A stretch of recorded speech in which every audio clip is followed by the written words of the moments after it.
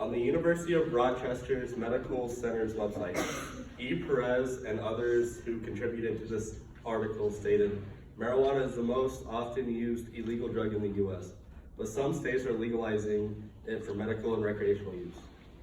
Marijuana should be legalized for recreational use, not just medically, but throughout the nation. In this speech, I will be giving 3 supporting points for why marijuana should be legalized nationally for recreational use, as well as 2 counter-arguments to this. My first supporting detail is that there will be more job opportunities throughout the country. Marijuana is the most common drug used recreationally. Though it is illegal in almost every state for recreational use, marijuana has become a growing want or request from people in the states. With the growth of demand in pot, with the growth of demand, if pot was legal, we would open up so many greenhouses, factories, and dispensaries to open it for more consumers. With all these different job opportunities, there will be significantly lower unemployment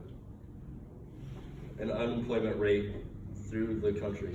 To distribute marijuana, there are many factories, and to actually producing, packaging, and selling that so many different jobs will open up.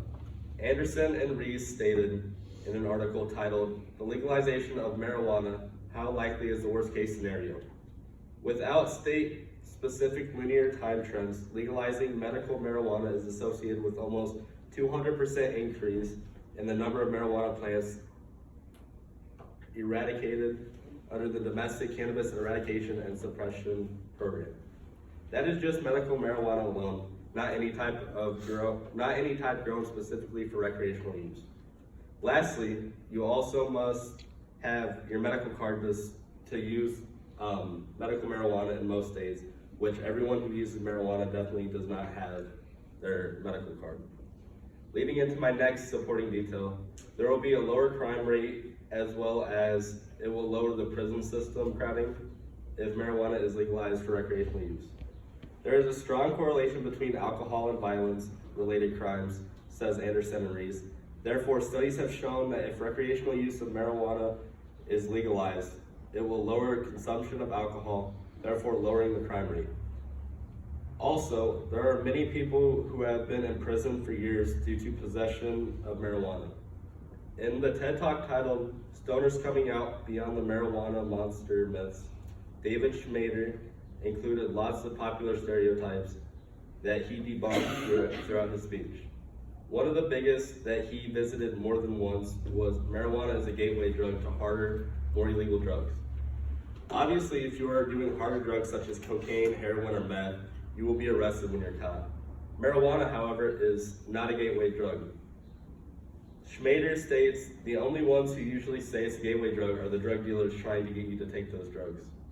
If recreational marijuana was legal, the prison system would not be crowded, as well as the crime rate would overall be lower. My final supporting detail is the crossover between federal laws and state laws won't be a problem anymore.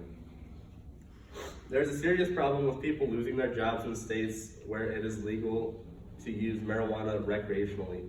This is a problem because though it is legal in the state, any company or other employments are not obligated to let you use said drugs.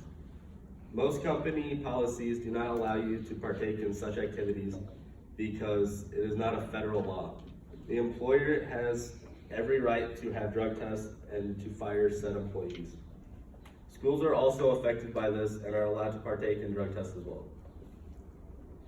Next, I will explain my 2 counter-arguments.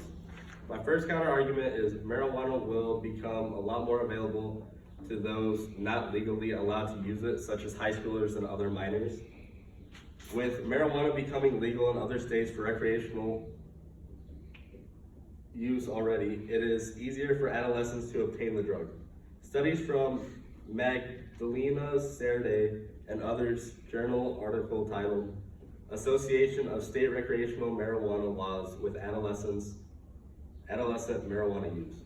They found that 253,902 adolescents in 47 states marijuana use among 8th to 10th graders in Washington increased 2% and 4.1%, respectively between 2010 and 2012 and 2013 through 2015. It was said that trends differed in other states that did not legalize recreational use of the drug. Lastly, federal taxes will increase if it becomes legal. My last counter argument is taxes will increase due to the increase in products and others due to the increase in product that will be produced, taxes will rise.